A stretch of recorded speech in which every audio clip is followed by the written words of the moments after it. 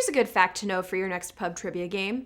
The first ever winner for Best Picture, or as it was known in the 1920s, Outstanding Picture, was Wings, a silent film from the 1927-1928 season. It's an action war romance film about two military pilots vying for the love of a woman. The reason the director William A. Wellman was chosen to helm this movie? He had actual military flying experience, piloting fighter planes in World War I.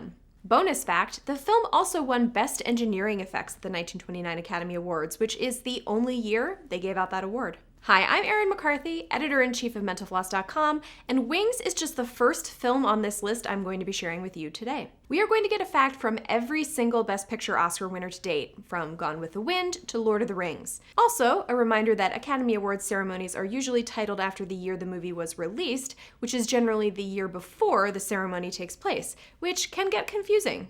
Someone should really look into that. Anyway, roll the tape.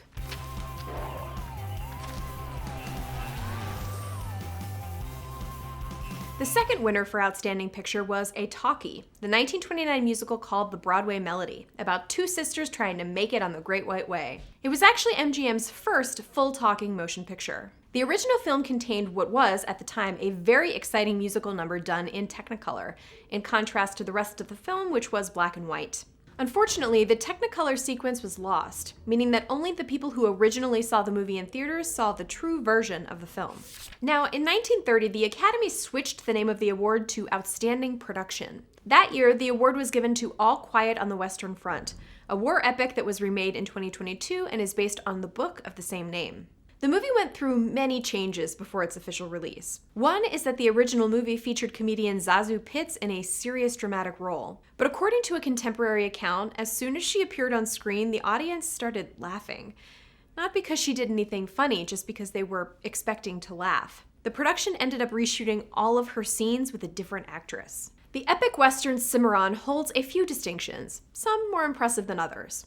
First, it was the first Western to win Best Picture, one of only 4, surprisingly. Can you name the other 3? Second, when the studio bid for the rights to adapt the book of the same name into a film, it was, at the time, the most amount of money ever paid for literary rights. The studio bid $125,000 for them. Adjusted for inflation, that's about $1 trillion today. Well, really about 2.8 million, but still. And lastly, Cimarron was one of the biggest box office losses ever for the time. The movie ended up costing over $1.4 million to make, which was well over budget. In its initial release, it lost a cool $500,000. I suppose winning the highest award offered by the Academy might help ease the pain of that sting? No, this isn't the prequel to Wes Anderson's 2014 film, though it is sometimes cited as an inspiration. Grand Hotel is a 1932 drama based on a successful Broadway play, which was itself based on the novel Menschen im Hotel. The film has been described as the Ocean's 11 of its time, in reference to its impressive cast of stars, which included Greta Garbo, Joan Crawford, and John Barrymore. One of its most enduring influences is one of Garbo's lines, the famous, "I want to be alone," which is considered one of the most notable quotes in film history. Cavalcade is an epic film told over multiple decades, covering one British family's life with backdrops like the sinking of the Titanic and World War I. It ended up winning Outstanding Production, Best Direction, and Best Art Direction, and was critically acclaimed. But it faced a few speed bumps along the way. Cavalcade falls into the category of pre-code films, which refers to movies released after the implementation of talking, but before the Hays Code was strictly enforced. If you're unaware, the Hays Code was a set of rules and regulations that films had to follow for a few decades that would censor things like profanity, sexual innuendo, and even interracial romance. But before 1934, it was a little loose. Cavalcade tested the waters here. It included words like, wait for it, hell, and damn. Scandalous. There was a lot of pushback from representatives at Fox, the studio behind the film, as well as Hays Code authorities. But the filmmakers stood their ground, stating that the profanity was important to the tone of the picture. Some were worried that this would set a bad precedent for future movies. But even the president of Fox, upon seeing the film, stated that the words used could not offend any person. And after all, that was the real purpose of the code. And as far as the use creating a precedent which might be followed by other producers is concerned, the best answer would be that anyone who could make a picture as good as Cavalcade might be justified in following the precedent. Damn, hell of a review. It Happened One Night might sound like a modern A24 horror film with a vague, scary title, but No. It's a rom-com starring Clark Gable. In fact, its official genre on AFI is listed as screwball comedy. And while screwball comedies aren't really respected by the Academy anymore, this movie hit a huge milestone. It was the first film in history to win all 5 major categories: Best Picture, Best Director, Best Adapted Screenplay, and both Best Actor and Actress. Let's bring back the screwball. It was a heck of a time for Clark Gable. He followed the success of his previous Oscar-winning movie with Mutiny on the Bounty, a naval drama that also won Outstanding Production. The film was based on a novel which was about the real-life mutiny of the HMS Bounty. While some have criticized the film for very clear and obvious historical inaccuracies, other parts have been lauded for being incredibly spot on. For example, the detail that went into Captain Bligh's costume. According to AFI, actor Charles Laughton, who played Bligh, discovered that the Jeeves Company, the very same London tailoring establishment that outfitted Captain Bligh a century and a half earlier, still possessed one of Bligh's original transaction records, which contained the price as well as the measurements and type of material of his uniforms. At Laughton's request, the tailor used the records to reproduce Bligh's uniforms for the picture. How cool is that? If you're into Broadway history, you probably know the theatrical impresario Florenz Ziegfeld Jr., who was responsible for the Ziegfeld Follies, among many other things. The great Ziegfeld acted as a musical biography of the man and wowed audiences across the world for its elaborate musical numbers and sets. Most notable is the number A Pretty Girl is Like a Melody, an enormous set piece featuring 180 performers that took weeks to rehearse and cost over $220,000 to produce. Apparently, all of that work and investment paid off. The scene consistently received applause and cheers in movie theaters. The Life of Émile Zola is a biographical film about the, life of Émile Zola, a French writer. While it was highly acclaimed in its day, it now serves as an interesting tableau of Hollywood and American politics at the time. Part of the film deals with Zola's involvement in the Dreyfus Affair, a French scandal involving a Jewish officer being falsely convicted of a crime and subsequent cover-ups and backlash. While the film includes this important historical event, it doesn't really address the anti-Semitism at the heart of the conflict. Studio heads even chose to remove the word Jew from the script entirely. This is indicative of a time in history where American art, film especially, was hesitant to speak out too harshly against Nazi actions or foreign anti-Semitism in general.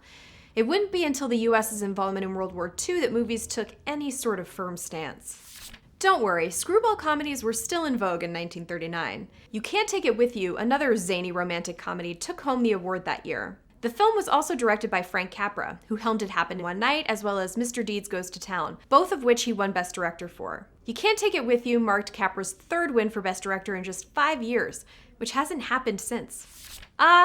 Gone with the Wind, an American classic. Clark Gable and Vivien Leigh tearing up the screen for 3 hours and 40 minutes. And just like the runtime itself, the making of this movie was also very long. There were a few speed bumps, to put it nicely. The film ended up having a total of 3 directors. George Cukor was the original director, but he ended up leaving after 18 days of shooting. Next, Victor Fleming came in for the majority of the shoot, but had a nervous breakdown and left for a few weeks to combat exhaustion. In the interim, Sam Wood took over. Writing the screenplay was apparently such an ordeal that the producer, David Selznick, ended up locking himself in a room with Fleming and the script doctor, Ben Hecht, until it was finished. He only fed them peanuts and bananas because apparently other food would be too distracting. The writing process was such a mess that the story was turned into a play, Moonlight and Magnolias. Alfred Hitchcock is considered one of the greatest and most influential filmmakers of all time, but only one of his films ever won Best Picture. Rebecca, based on Daphne du Maurier's 1938 novel, came out in 1940 and stars Laurence Olivier as a brooding widower and Joan Fontaine as his new wife. The movie was a hit around the globe. In Spain, it was so popular that the type of coat that Fontaine wears throughout the movie became colloquially known as Rebecca's. Even today, if you walk into a clothing store in Spain and ask for a Rebecca, they'll point you toward one of those classic coats. The 1942 Academy Awards were a doozy. The films in contention for top honors included some of the greatest classics of all time. Looking back on it, it feels like a pretty easy win for what is often considered the greatest film of all time, Citizen Kane. I mean, no film school class is complete without at least one mandatory viewing of it. And if not Citizen Kane, then clearly the runner-up is The Maltese Falcon, no? One of the most influential noir films in American cinema? Well, the award went to neither, and ended up going to How Green Was My Valley, a working-class drama about a Welsh family. No shade to this film, it's still considered a great movie, and was even inducted into the National Film Registry in 1990. But The Maltese Falcon? Citizen Kane? In hindsight, it feels like a pretty big upset. The 1943 Academy Awards took place in an interesting time in America. The US was fully involved in World War II, and audiences and filmmakers were faced with a very different reality than in previous years. The winner that year was an inspiring film entitled Mrs. Miniver, which is about the life of a British housewife at the start of the war. This marked the first World War II film to win Best Picture, and it surely wouldn't be the last. Speaking of, Casablanca ended up taking home the prize the following year. Set during World War II, this enduring romance has become a major part of cinema history. It is also arguably the most quoted movie of all time. Here's looking at you, kid. Louis, I think this is the beginning of a beautiful friendship. We'll always have Paris. Of all the gin joints and all the towns in all the world, she walks into mine. Play it again, Sam. But Ingrid Bergman never actually says that line. That's a common example of the Mandela effect. Like how Darth Vader never actually says, "Luke, I am your father." She does say, "Play it, Sam. Play as time goes by." But those are, in fact, different words. Bing Crosby starred in 1944's Going My Way, a musical comedy drama about a young priest. The movie went on to become Paramount's highest-grossing movie to date. That was due in part to their push for what was called the Fighting Front premiere. 65 prints of the movie were distributed around the globe so that soldiers who were battling in World War II could see it. According to an article published at the time, an arrangement for the simultaneous worldwide showing to the troops in combat areas was made by the Army Pictorial Service, from Alaska to Italy and from England to the jungles of Burma. The film made about $10 million internationally. Obviously, the Academy Awards are the movie awards to pay attention to for people in America, but internationally, there are a few other options that are just as, if not more, acclaimed. One of them is the Cannes Film Festival, which was known as the International Film Festival until 2003, and often features the cream of the crop of the film world. In 1946, the American movie The Lost Weekend ended up taking home the Academy Award for Best Picture, along with 3 other Oscars. That same year, it also became one of the first films to win the highest prize awarded at Cannes, which at the time was the Grand Prix but is now the Palme d'Or. This would make it the first film in history to win both Best Picture and the top prize at Cannes. Only 2 other movies have done it since. Apparently, after World War II was over, filmmakers decided it was time to make movies about how World War II was over. In 1946, we got The Best Years of Our Lives, a story about 3 men coming home from the war and trying to readjust to normal life. It's based on the book Glory for Me, but interestingly, the idea for the book came from the movie's producer, Samuel Goldwyn. The story goes that Samuel's wife, Frances, after reading a Times Magazine article about soldiers' readjustment to society, suggested it would make a compelling movie. Samuel then contacted McKinley Cantor, a novelist who had had many books adapted into movies. Cantor got to work on the story, and before long, the book was being turned into a movie. Sort of a roundabout way of getting a story onto the screen, but hey, whatever works. The 1947 film Gentleman's Agreement was pretty impressively controversial for the time. The story follows a journalist, played by Gregory Peck, exposing the shocking truths of anti-Semitism in America. The film received generally high praise and won Best Picture, but that didn't mean it was smooth sailing. Reportedly, several influential Hollywood elites tried to convince the filmmakers to not make the movie, claiming it would cause too much trouble. The movie was even banned in some places, like the entire country of Spain. Are you as surprised as I am that it took 21 Academy Awards for a Shakespeare adaptation to win Best Picture? Laurence Olivier's Hamlet finally sealed the deal in 1949, which was an exciting, albeit much shortened version of the Bard's most famous drama. Olivier had already established himself as the world's undeniable Shakespeare aficionado, and this Oscar, along with the Venice International Film Festival's top prize, would lock that reputation in. One of the more unique accolades this film holds is the first British film to win Best Picture at the Academy Awards. Sorry, America, but the UK really does do Shakespeare better. On another note, Olivier was almost 41 when this movie came out. Guess how old Eileen Hurley, who played his mother Gertrude, was? 30. 30 years old. Hollywood.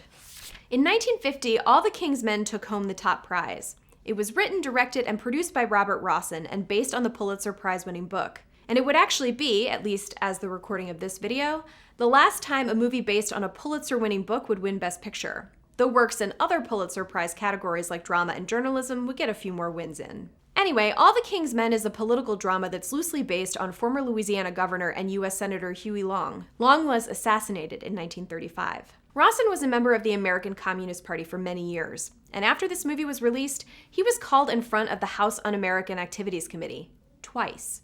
After the first, where he invoked the fifth, he was essentially blacklisted in Hollywood. In his second appearance, he named a few dozen other communists to appease the committee. The film studio Columbia severed all ties with Rawson and bought all the rights and residuals to All the King's Men. All About Eve is often considered one of the finest films of the 20th century. It follows the story of an aging Broadway star and her young fan. It's the only film in Academy Awards history to have 4 women nominated for a Best Acting Oscar: Anne Baxter and Bette Davis for lead actress, and Celeste Holm and Thelma Ritter for supporting actress. Surprisingly, none of them won. Musicals with elaborate dance numbers were back in 1951, with An American in Paris leading the charge. This Best Picture winner featured many whimsical and exciting musical sequences, choreographed in part by star Gene Kelly. The most lauded and extensive dance number is the climactic An American in Paris ballet, which runs nearly 20 minutes long.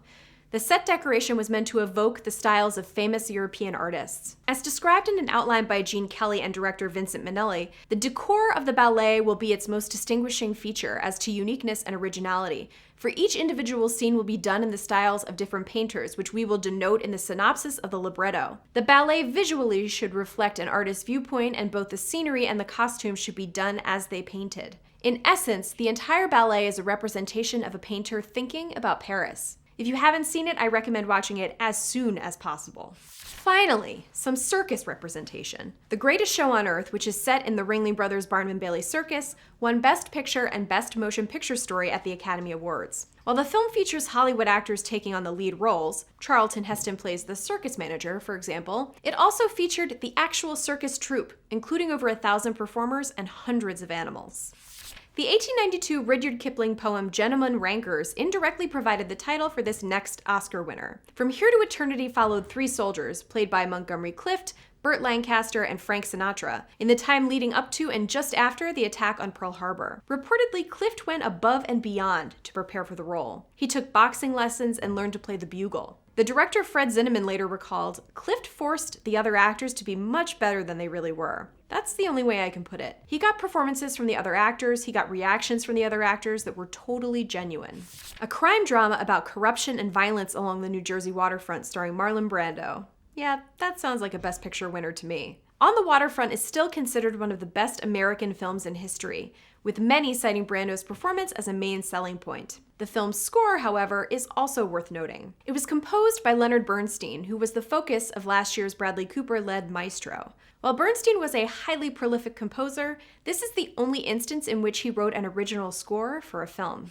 Marty was the directorial debut of Delbert Mann. It's a pretty rare occurrence for someone's first feature film to win Best Picture at the Academy Awards, but it's a very rare occurrence for someone's first film to also win the top prize at Cannes. Joining the very short list along with The Lost Weekend of Best Picture Cannes winners, Marty also holds the distinction of being the first to win the Palme d'Or Grand Prize, which temporarily replaced the Grand Prix that year. No, not the 2004 Jackie Chan movie, or the 1914 silent film. It's 1956's Around the World in 80 Days that took home the coveted statue. Based on the classic Jules Verne novel, the movie follows an adventurer who makes a claim that he can circumvent the globe in 80 days flat. It's a fun adventure around the world which features, of course, the famous balloon scene as part of the protagonist's journey. If you've ever seen an image from this movie or the poster or anything, it's probably the balloon. But did you know that the balloon isn't in the original novel? While a fair amount of the movie stays true to Verne's vision, the filmmakers decided to add in at least one exciting new addition. And let's be honest, wouldn't every story be made better if there was a balloon scene in it? Drop in the comments below which movie you think would improve the most from a random balloon. I can't wait to hear about how Glengarry Glen Ross should have had its climax take place up in the sky. The Bridge on the River Kwai is an epic war film based loosely on the construction of the Burma Railway during World War II. It was extremely popular during its time and is still recognized as one of the most important movies of the 20th century. It's based on the book by Pierre Boulle, who also won the Academy Award for its screenplay. But the screenplay was actually secretly penned by 2 other men. Carl Foreman was the original writer, but director David Lean apparently hated his version of the script, so he brought in another writer. That writer didn't last long, so Lean brought in Michael Wilson. Both Foreman and Wilson were on the Hollywood blacklist, and their names weren't on the movie. They were later both given an honorary Oscar posthumously to honor their achievement. Director Vincent Minnelli returned to the award stage with his 1958 movie Gigi. How could you top the impressive and masterful An American in Paris? By making another musical that somehow does even better than before. Gigi was nominated for 9 Academy Awards and it won them all.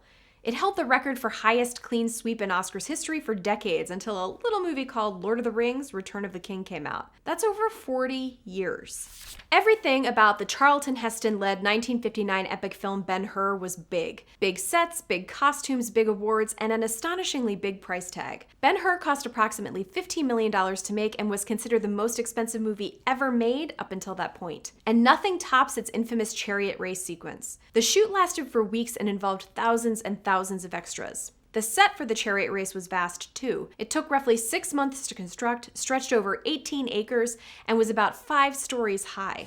A comedy drama about a lowly office lackey who lets his bosses use his apartment to meet up with side chicks couldn't have gotten made during the heyday of the Hays Code. It was starting to crack by the late 1950s, which gave the apartment's director, Billy Wilder, a chance to bend the rules even further. Wilder drew inspiration from real life as well as David Lean's 1945 British drama Brief Encounter, about an affair that never quite takes off. Apparently Wilder's story note read, "Movie about the guy who climbs into the warm bed left by 2 lovers." The movie is a poignant tale about love, office politics, and adultery, and some of the heavier themes, like an attempted death by suicide within the film, were considered very controversial when it was released.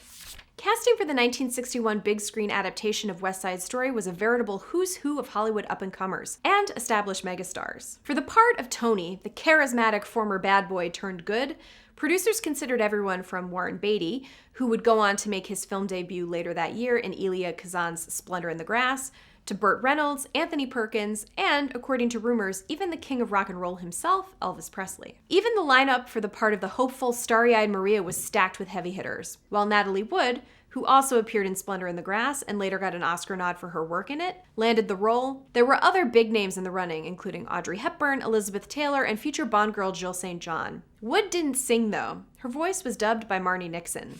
Lawrence of Arabia leading man Peter O'Toole loved being in the desert, but the veteran Shakespearean actor, who had by then already established himself via his work on television and the stage, wasn't a big fan of camels, and later complained that learning how to ride one for the film was impossible. So impossible, in fact, that he revealed in a 1993 interview that his bottom was bleeding from bouncing up and down on this snorting great dragon, and considering he had to be riding on camels a lot for the sweeping, nearly 4-hour-long adventure saga, it was kind of a problem. Fortunately, O'Toole figured out a workaround. He took a trip to Beirut, bought some sponge rubber, and stuffed it under his saddle. It made the rides a lot more comfortable for him. Tom Jones, the British comedy starring Albert Finney, charmed audiences in a major way, raking in multiple Oscar wins at the 36th Academy Awards, including Best Music Score and a Best Director award for Tony Richardson. But the movie is very important in British film history for another reason. When the film was pitched to British film company Bryanston Films, they knew it was going to be pricey, so they brought in an external funding source. Then Richardson revealed that it was going to be even pricier than he had originally predicted, and everyone kind of panicked. Richardson then went to United Artists, who offered to fund the film in full, which was a financially very wise move. But why did it change British film history? According to film historian Charles Barr, the success of Tom Jones opened unlimited American money to British films, which completely changed the landscape of the country's film industry. Before it became known as My Fair Lady, Alan J. Lerner and composer Frederick Lowe's 1956 Broadway production of this tale actually went through a number of name changes. The musical, which was inspired by George Bernard Shaw's 1913 play Pygmalion and its 1938 film adaptation starring Leslie Howard, was first known as Liza, but was then rechristened Lady Liza. Ultimately, Lerner and Lowe took it in a different direction because the film star was Rex Harrison, and they didn't want a marquee to read Rex Harrison in Liza. The title they finally settled on, My Fair Lady, was taken from the enduring nursery rhyme London Bridge is Falling Down. It was used for the stage musical and again in 1964 for the big screen version starring Harrison alongside Audrey Hepburn, whose singing voice was also dubbed by Marni Nixon.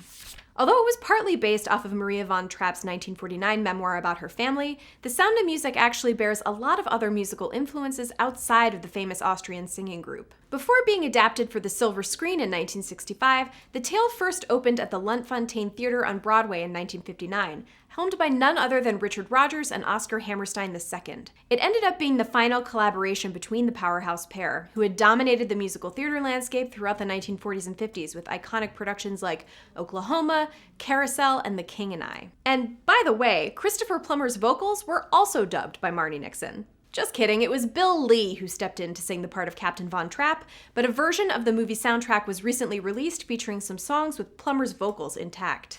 Actress Vanessa Redgrave has some unique distinctions in the history of Hollywood. And no, it's not just for being one of the rare thespians to achieve the coveted Triple Crown of acting, as in winning an Oscar, an Emmy, and a Tony Award in a competitive acting category. The English-born actress has actually appeared on screen as multiple famous figures from the Tudor and Stuart dynasties in England and Scotland. In 1966's A Man for All Seasons, she makes a brief, unbilled cameo as Henry VIII's divisive second wife, Anne Boleyn. But Redgrave doesn't have any lines in this Oscar-winning historical drama, and in fact, she wasn't even paid for her appearance. Then, in 1971, she starred in Mary, Queen of Scots as the eponymous Stuart ruler, who, incidentally, was Henry VIII's great niece, and also the mother of James VI and I, who would go on to inherit the throne of England from Elizabeth I after her death in 1603. And speaking of Elizabeth I, Redgrave has played her too. She appeared in Roland Emmerich's 2011 period drama Anonymous as the Virgin Queen. Maybe she's a major 16th century British history lover, or perhaps it's all just a funny coincidence. Either way, you be the judge.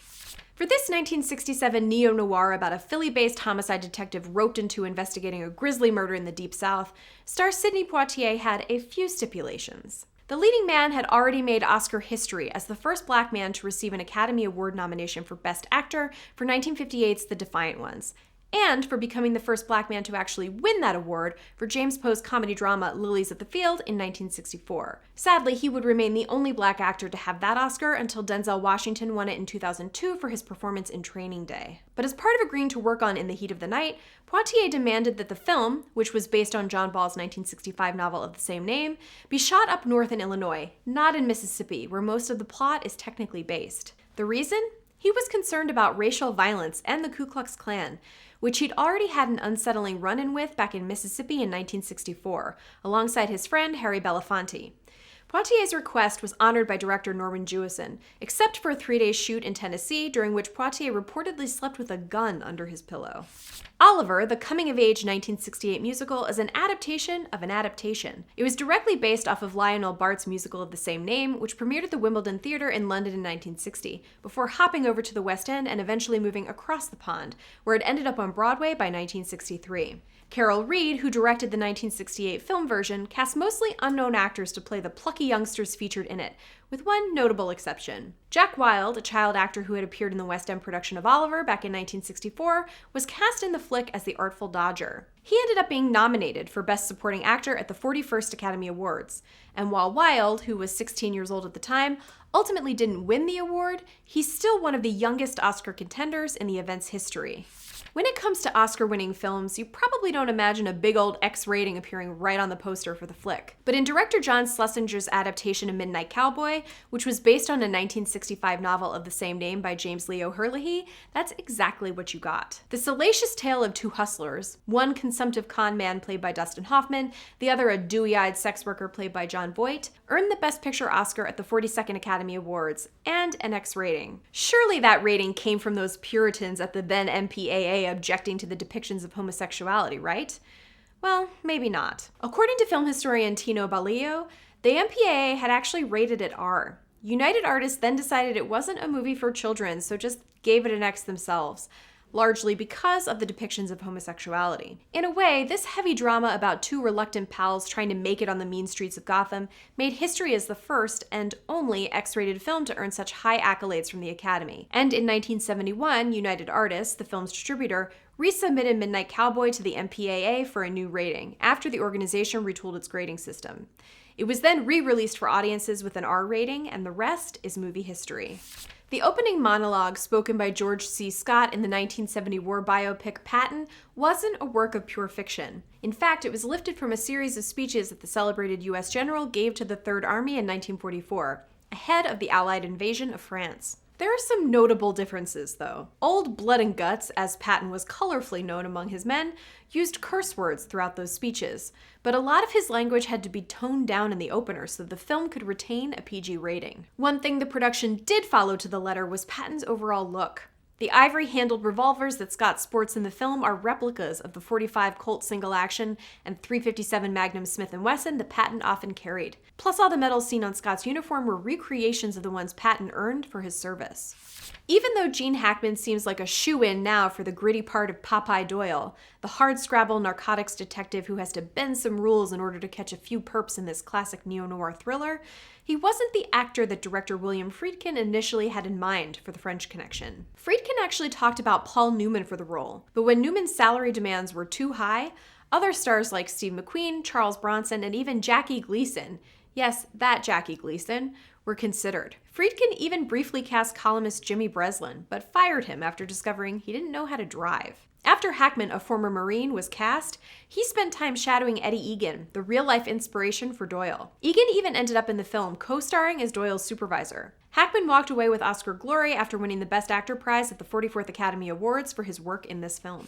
Adapted from Mario Puzo's best-selling 1969 novel of the same name, this initial foray into the gripping yet sordid world of the Corleone family feels like a quintessential piece of New York cinema, especially considering director Francis Ford Coppola shot a lot of it on location throughout the city. But if Paramount Pictures had their way, The Godfather wouldn't have been filmed in the Big Apple at all, or even set in the 1940s and 50s. The studio actually wanted to make it a contemporary film, filmed in St. Louis, Missouri, but Coppola resisted and ultimately won that fight. For director George Roy Hill, it wasn't enough that The Sting was set in the 1930s. For this period piece about a couple of charming grifters looking to make one great big score, Hill wanted the film to look and feel like part of that era too. To do that, Hill and artist Yaroslav Gieber created intertitle cards modeled after the old illustrations that were on display throughout the 1930s in the Saturday Evening Post. He also asked composer Marvin Hamlisch to recreate some classic ragtime tunes by Scott Joplin for the film's score, including The Entertainer. And the director avoided using extras, claiming the 1930s crime capers he watched for inspiration didn't feature them at all. With this 1974 follow-up to the critically acclaimed crime saga The Godfather, Francis Ford Coppola really wanted to shake things up, and in more ways than one. After having a notoriously difficult time on the set of the first Corleone family film, Coppola was eager to pass off directorial duties to someone else. In his view, he had the perfect candidate in mind in director Martin Scorsese. The only hiccup? Even though Scorsese was quickly becoming the poster child for the movie brats of the new Hollywood scene, Paramount, the studio behind The Godfather Part 2, wouldn't go for it. So instead, Coppola resumed directorial duties for the sequel, while Scorsese directed Alice Doesn't Live Here Anymore, the 1974 drama that ultimately earned Ellen Burstyn an Oscar for Best Actress at the 47th Academy Awards. And reportedly, Burstyn handpicked Scorsese to direct the picture based on Coppola's glowing recommendation of the young director. As only the second film in the history of the Oscars to sweep all 5 of the major categories, including a Best Actor win for Jack Nicholson and Best Actress award for Louise Fletcher, One Flew Over the Cuckoo's Nest is notable in a number of ways. Apart from serving as an early showcase for rising stars like Danny DeVito and Brad Dourif, the 1975 drama featured several cast members who weren't actually trained actors at all. Will Sampson, the 6'7" tall bronco-busting rodeo performer who co-starred as Chief Bromden, had never acted before. The same was true for Dr. Dean Brooks, who was the real-life superintendent of Oregon State Hospital, where director Milos Forman shot much of the film. Brooks even got several of his patients to serve as extras and crew members on the set, but it wasn't until much later that producer Michael Douglas learned that many of them were technically considered criminally insane. Ever wonder how many sequels Rocky has actually spawned? From 1979's Rocky II to spin-off entries like 2018's Creed II, there are 8 follow-ups to the original 1976 Rags to Riches sports drama. The first 6 scripts were also written completely by Sylvester Stallone, although he only directed 4 of them, including 1982's Rocky III and 2006's Rocky Balboa. And in a very Stallone-like move, actor Michael B. Jordan, who stars as Apollo Creed's son Adonis in the Creed series, took over the director's chair for Creed III. Is this a true Rocky sequel or merely a part of the Rocky cinematic universe? This is an actual argument I had, and I'd love to hear your thoughts in the comments. Woody Allen struck pay dirt with his, let's call it 6th film, Annie Hall, the 1977 romantic comedy that was partly based on his past romance with co-star Diane Keaton. Keaton later nabbed the Best Actress Oscar at the 50th Academy Awards and sparked a major fashion craze with her turn as the titular Annie, a klutzy, menswear-loving manic pixie dream girl who audiences couldn't help but loathe, and love. But for all of the film's future acclaim, Allen actually struggled to come up with a name for it. He shot it without an official title, although he originally wanted to call it Anhedonia, after a mental health disorder that makes individuals unable to feel pleasure. Ultimately, Allen made it a real-life ode to Keaton, as the flick's title is a play on Diane Hall, her birth name. Russian roulette is a recurring theme in the 1978 war drama The Deer Hunter. But according to director and co-writer Michael Cimino, one scene in particular went pretty method, when star Robert De Niro requested a live round for his revolver to be used in a Russian roulette scene with co-star John Cazale. Cimino claimed that Cazale agreed to it and didn't bat an eye. However, he did demand that the gun get checked between takes to make sure that a live round wasn't next up in the chamber. Although she'd end up winning her first Oscar for her work in the 1979 divorce drama Kramer vs. Kramer, actress Meryl Streep wasn't director Robert Benton's first choice to play the part of Joanna, the litigious ex-wife to Ted, star Dustin Hoffman's single dad character in the flick. Several other leading ladies, including Kate Jackson of Charlie's Angels fame, were offered the part first, but declined. Streep, who was originally brought in for a smaller role, envisioned Joanna as more sympathetic than she was originally depicted in Avery Corman's 1977 novel on which the film was based. But Streep's softer take clearly won out with Academy voters and audiences alike. For his directorial debut, Robert Redford opted to adapt Ordinary People, Judith Guest's best-selling 1976 novel of the same name, about a family falling apart at the seams. Though his adaptation earned multiple awards at the 53rd Academy Awards, including a Best Director Oscar for Redford, the book itself was and remains highly controversial. There were attempts to ban it from school libraries throughout the 1980s, and it actually made the American Library Association's list of the 100 most challenged books of the 1990s, stemming from its graphic depictions of sexuality and references to death by suicide. Redford purchased the rights to the book before it hit shelves. He and writer Alvin Sargent worked on the script for 3 years, consulting Guest along the way. The highly evocative name of the celebrated 1981 sports drama Chariots of Fire might seem like a stroke of good luck. Like screenwriter Colin Whelan just figured out a killer turn of phrase that immediately captures the vibe of 2 Olympic athletes competing for eternal glory as seen in the film. But in truth, the title was actually inspired by verses in the King James Bible, and also a poem usually called Jerusalem that was written by William Blake in the early 19th century. Gandhi, the sprawling 1982 biopic about the life and times of Mohandas Gandhi, was director Richard Attenborough's passion project, and his third attempt at trying to get a movie about the Indian independence movement leader off the ground. His first effort was in 1952, but it failed to launch. He tried again around 1963, and even gained the support of Jawaharlal Nehru, India's first prime minister. But after Nehru's death in 1964, that project stalled out as well. It wasn't until 1980 that Attenborough finally secured the support and financing needed to bring his vision of the revered figure to life. Deborah Winger and Shirley MacLaine were both nominated for the Best Actress Oscar in 1984 for the moody tearjerker Terms of Endearment, which earned a total of 5 Oscars at the 56th Academy Awards, including a Best Supporting Actor win for Jack Nicholson. But when it came time for the duo, who played mother and daughter on screen and reportedly had a pretty contentious relationship off of it, to face off for the gold, things got even more heated. As MacLaine made her way down the aisle after seizing the victory, she reportedly whispered to Winger, "You deserve half of this." To which Winger replied, "I'll take it." In the end, MacLaine still thanked her outspoken co-star in her acceptance speech, but made a point of adding in the end, "I deserve this. Thank you."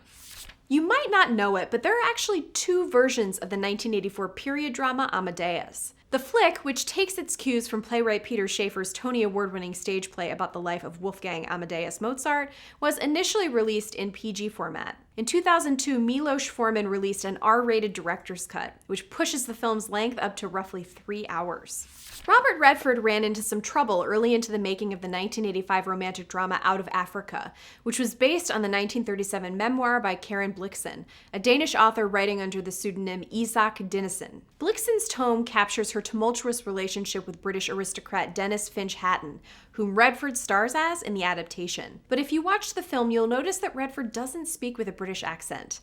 This unexpected move was the work of director Sidney Pollack, who felt that audiences might be thrown by Rob as an Englishman, so he nixed it.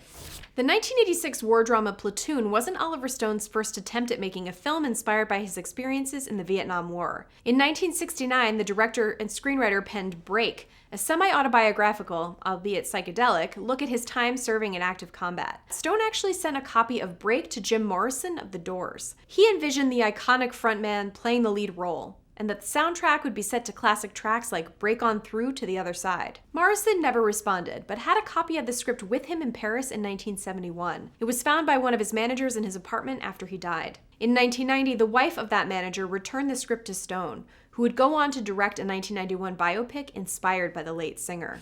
The Last Emperor, a drama about Pu Yi, the last emperor of China, courted major acclaim upon its release in 1987, and some major controversy. A 30-second sequence that focused on the Nanjing Massacre, a brutal mass murder of Chinese civilians by the Imperial Japanese Army, which began in late 1937 and stretched on for 6 weeks in what was the capital city of the Republic of China, was removed by the Sochiku Fuji Company ahead of its distribution in Japanese theaters. The company feared it would be too gruesome for audiences. Director Bernardo Bertolucci was reportedly livid over the censorship, claiming it was revolting and that he wasn't involved in the decision. The distribution company ultimately restored the scene, referring to the whole episode as a big misunderstanding.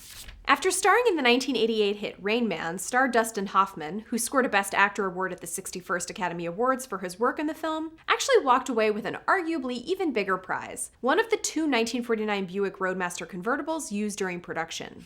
There are a number of Oscar firsts connected with the 1989 drama Driving Miss Daisy, which scooped up multiple awards at the 62nd Academy Awards, including for Best Picture and Best Adapted Screenplay. Among those firsts, actress Jessica Tandy nabbed the Oscar for Best Actress for Driving Miss Daisy, and at 80 years old became the oldest winner of the award in the show's history.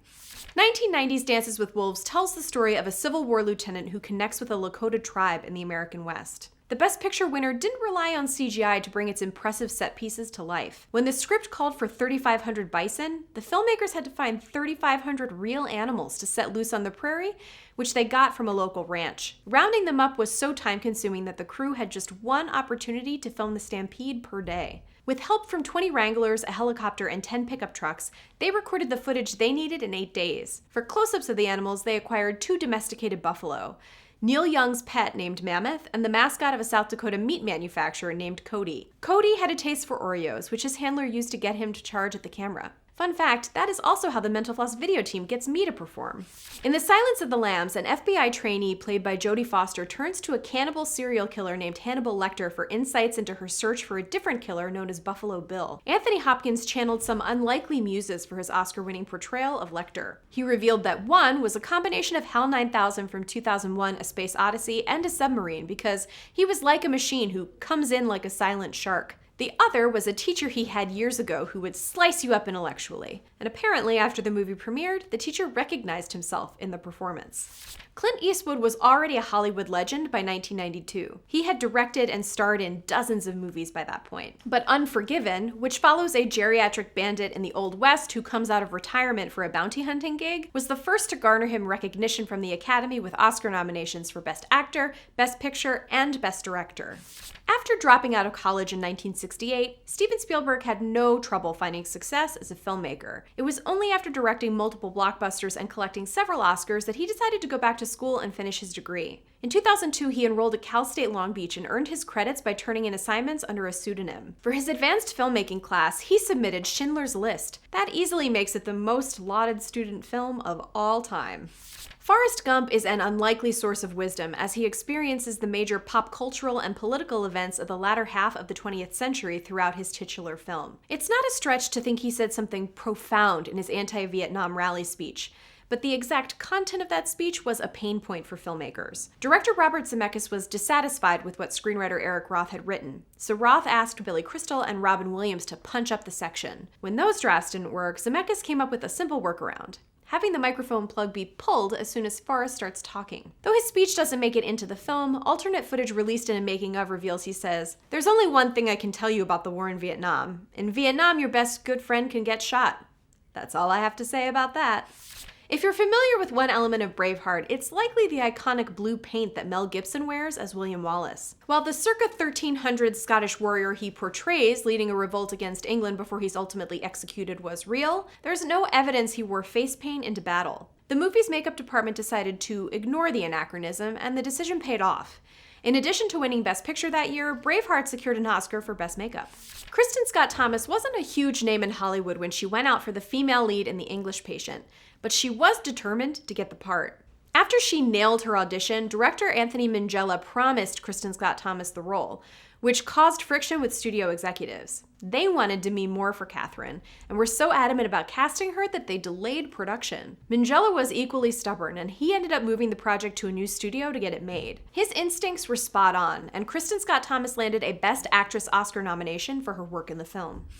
Titanic grossed nearly $2 billion during its initial run, making it the most successful movie ever at the time, not adjusted for inflation. I did my part by seeing it 7 times in theaters, and yes, that's true. James Cameron's historic disaster film is seen as a high watermark in Hollywood today, but it wasn't always seen as Money in the Bank. The director wanted to center the 1912 maritime disaster around a star-crossed love story between a wealthy young woman in first class and a starving artist in steerage. The studio executives wanted something action-packed, more along the lines of Cameron's previous works, and they doubted that such a romance-forward story would appeal to a wide audience. Despite their hesitations, they greenlit the movie based on the director's stellar track record. As filming began, Cameron didn't succeed in instilling confidence. The already massive production went over schedule and over budget, and the movie drew comparisons to the doomed voyage that inspired it in the press. The cast and crew were also drugged with PCP via some spiked chowder during filming, but that's a story for a different day. Skeptics were proven wrong at the box office as well at that year's Academy Awards. Titanic won a record-tying 11 Oscars, including Best Picture. We don't know much about the personal life of William Shakespeare, but Shakespeare in Love imagines a fictional love affair for the writer that was as romantic as his plays. The film won 7 Oscars its year, including a Best Supporting Actress trophy for Dame Judi Dench. Her portrayal of Queen Elizabeth I took just a few minutes of screen time, and she acknowledged the awkwardness of being recognized for such a small part in her acceptance speech. Cate Blanchett was nominated in the lead actress category that year for playing the titular part in Elizabeth, marking the first time in Oscars history that 2 actresses were nominated the same year for playing the same character in separate films. In American Beauty, Lester Burnham's new lease on life is spurred by a disturbing crush on his teenage daughter's best friend. We see the infatuation develop in real time during the film's infamous cheerleading scene. This sequence was choreographed by none other than Paula Abdul. A few years before becoming a judge on American Idol, the pop star lent her talents to 1999's Best Picture winner. For the project, Abdul channeled her days as a cheerleader and head choreographer for the Los Angeles Lakers cheerleading team. Gladiator tells the story of a Roman general who loses everything when he's betrayed by the son of the emperor. He ends up enslaved, but through his fighting skills in the arena, he's able to avenge the murders of his family. Though he was never forced to fight to the death, Russell Crowe endured plenty of abuse while filming Gladiator. Following a sword fight scene, the actor lost all feeling in his right forefinger for 2 years. A Beautiful Mind is the biopic of John Nash, a mathematician who did Nobel Prize-worthy work while struggling with a mental illness eventually diagnosed as schizophrenia. Though the average viewer would likely never notice, the mathematical equations Russell Crowe's character writes in the movie actually make sense. Filmmakers hired Bernard College math professor Dave Bayer to consult on the movie's complicated mathematics. His academic expertise wasn't the only thing that made him a good fit for the project. After hiring him to be a consultant, filmmakers noticed that Bayer's hands and handwriting were similar to Crowe's. With some help from the makeup department, he acted as Crowe's hand double in close-up shots where John Nash scribbles equations on a chalkboard. Based on the Broadway show of the same name, Chicago follows 2 female performers each facing trial for murder during the Roaring Twenties. When the movie won the Oscar for Best Picture in 2002, it became the first musical to do so in over 3 decades. The last musical to receive the honor was the movie adaptation of Oliver in 1969. More than 20 years later, the Academy has yet to bestow its most prestigious award upon another musical, unless you count La La Land's 2 minutes in the limelight during the 2016 Best Picture fiasco. In The Return of the King, Frodo and Sam must finish their quest to destroy the One Ring they started at the beginning of the epic fantasy series. The scene in the 3rd and final film where Frodo orders Sam to go home is one of the most heart-wrenching moments of the Lord of the Rings franchise. It's even more impactful when you know that Sean Astin and Elijah Wood's dialogue was filmed a year apart. The 3 installments were filmed together as part of one long production, and as is the case with most movie shoots, scenes were filmed out of order. This led to some quirks in the shooting schedule, with the year-long gap between Sam and Frodo's parts in the same scene being the most extreme example. Alongside Best Picture, Clint Eastwood's $1 Million Baby scored him another record. His movie about an underdog female boxer training under a jaded mentor earned him the Oscar for Best Director at age 74. He still holds that distinction 2 decades later, though if Martin Scorsese claims the Best Director award at this year's ceremony, he will have beaten the record by 7 years. Crash beat out Brokeback Mountain, Capote, Good Night and Good Luck, and Munich to win the Best Picture Oscar for 2005, a decision that's often regarded as one of the Academy's biggest blunders. The film follows the overlapping stories of seemingly unrelated characters in Los Angeles who find themselves embroiled in social and racial tensions. It regularly tops the list of worst Best Picture winners, and when Academy members were polled in 2015, they admitted they would have awarded Brokeback Mountain instead if given the chance. Even director Paul Haggis agrees that his film wasn't necessarily the best of the year. He told HitFix in 2015, "I'm very glad to have those Oscars. They're lovely things. But you shouldn't ask me what the best film of the year was because I wouldn't be voting for Crash, only because I saw the artistry that was in the other films." Elsewhere, he's commented that he's Canadian, so he can't call the other films losers. Robert De Niro and Martin Scorsese are frequent collaborators, and the pair nearly teamed up for The Departed. The movie is about a Boston cop who goes undercover to gain access to the Irish mob, while, unbeknownst to him, the mob plants a spy in his police unit. Robert De Niro was offered his choice of playing either mob boss Frank Costello or police captain Queenan, and declined both roles to pursue his own directing project. But the duo has continued to work together since then, and in total they've worked on 10 films, including 2023's Killers of the Flower Moon. When a Vietnam vet finds millions of dollars in the desert, his path crosses with the cattle stun gun wielding murderer looking for the cash and the sheriff looking for them both. No Country for Old Men is known for its matter-of-fact violence, and the Coen brothers didn't skimp on the realistic gore. Special fake blood had to be shipped from the UK, and it cost around $800 a gallon. The expensive prop wasn't necessarily chosen for how it looked on camera. Because the bloodiest scenes were shot in the desert, the cheaper corn syrup solution that's typically used on movie sets would have attracted flies. The directors spared their actors by splurging on sugar-free fake blood that pests weren't interested in. In Slumdog Millionaire, an 18-year-old game show contestant from the slums of Mumbai reflects on his life story against the backdrop of answering questions on the Indian version of Who Wants to Be a Millionaire. The unique story wasn't the only thing that set it apart as an Oscars darling in 2008. Slumdog Millionaire was the first Best Picture winner to be shot mostly on digital. The portions that were shot on film used Fuji, also making it the first Best Picture recipient since 1928 not to use Kodak film. A digital copy of the movie came with the DVD purchases, which was another first in Oscars history. Director Catherine Bigelow took great pains to bring authenticity to the set of The Hurt Locker. The movie about a bomb disposal unit facing dangers during the Iraq War was shot in Jordan, where temperatures averaged around 120 degrees Fahrenheit, according to Jeremy Renner. So when you see the star sweating through his 100-pound bomb suit during tense scenes, that isn't acting.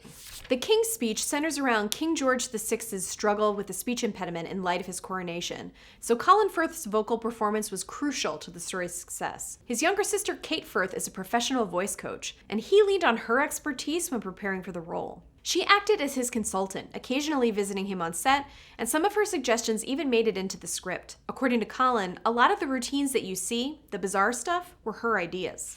Silent films don't have much representation on the list of Best Picture Oscar winners. After Wings received the accolade at the first ever Academy Awards in 1929, it would take over 80 years for another mainly silent film to win the top honor. The artist explores a relationship between an up-and-coming starlet and a veteran silent film star as the talkies become the preferred mode in Hollywood. Its near-total lack of dialogue wasn't the only way the artist recreated 1920s cinema. It was also the first Best Picture winner presented in the 4:3 aspect ratio since 1953, and the first fully black and white film to win since 1960.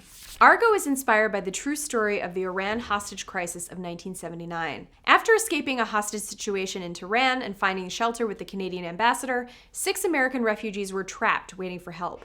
To get them out alive, a CIA agent concocted a fake movie production as a cover for the rescue operation. The actors who played the refugees in Argo didn't check into a hotel after a day of filming. Director Ben Affleck arranged for them to stay in the same house that served as the Canadian ambassador's home in the film. To further emphasize the feeling of being trapped in the building, Affleck forbade the performers from using their phones or contacting anyone on the outside. According to actor Rory Cochrane, the forced method acting was a surprisingly pleasant experience that helped him get into character.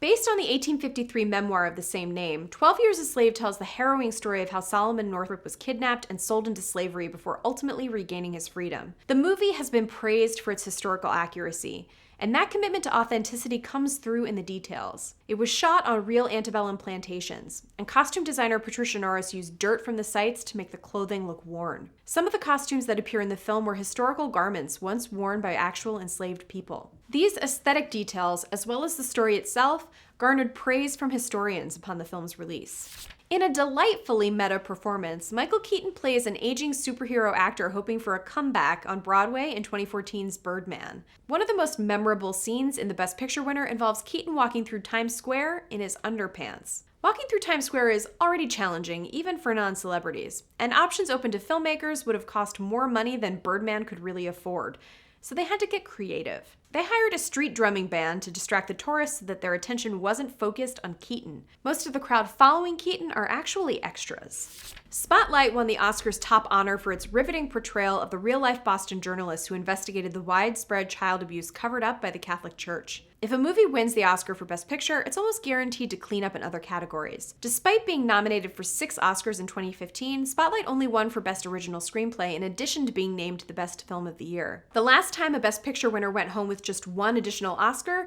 was in 1953, when The Greatest Show on Earth received Best Picture and the since-retired Best Motion Picture Story Award. Moonlight proved that you don't need to spend a lot of money to win recognition from the Academy. The movie, which focuses on a Black American boy growing into a young man and coming to terms with his sexuality, became the lowest budget Best Picture winner in Oscars history, adjusted for inflation, when it took home the final award of the night. Barry Jenkins made the movie for just $1.5 million. For comparison, Best Picture nominee from the previous year, Mad Max Fury Road, had a budget of $150 million, and a 30-second ad that ran during the Oscars broadcast was made for almost $2 million.